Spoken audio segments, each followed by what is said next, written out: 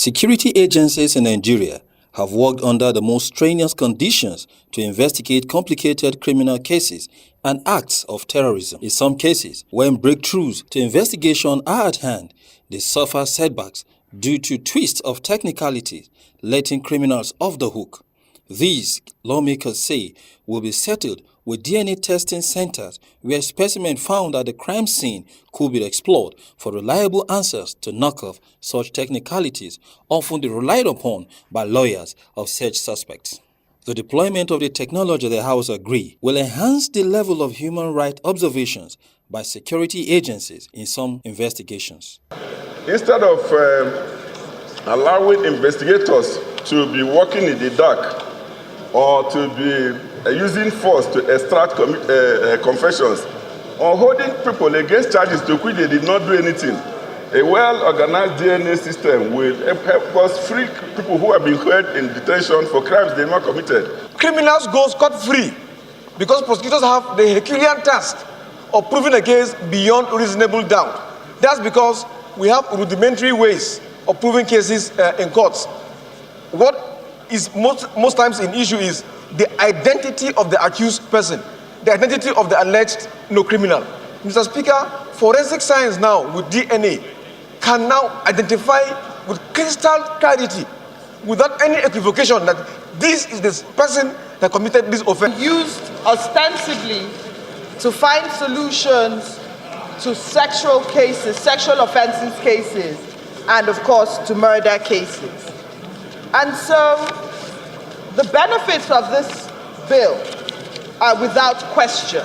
For some members of parliament, benefits of the technology surpasses issues of crime. It can be used to settle contentious matters of biological lineage of displaced persons. If we had this in place, most of the displaced children or the IDPs we have will have been reunited with their families. Though the technology is desirable, as well as Nigeria as a nation being overdue for deployment of such analytical technology, members advise the country to be alive to the implications of deploying the technology at its onset. I would like for us to look at the cost implication of the bill. In the UK, for instance, for them to build a database, it costs the UK Home Office £200 million. And they have the largest database of 2.6 million criminals. And we need to support it, and it has to be timely.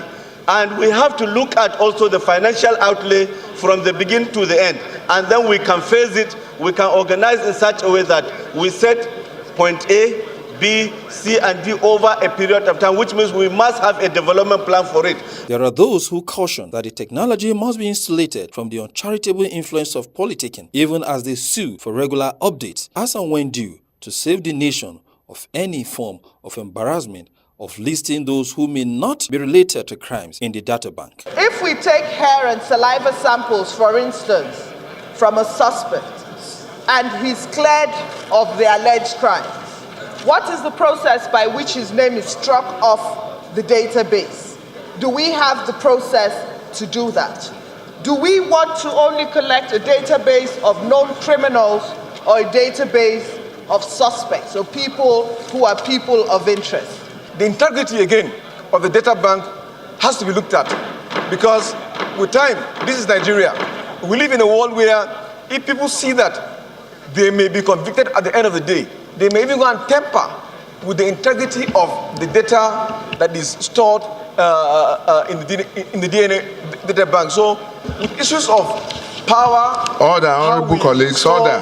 The DNA samples, these things are very, very important. Deployment of this technology will no doubt advance criminal investigations in Nigeria with credible outcomes in a less cumbersome process, as encountered by security outfits in Nigeria.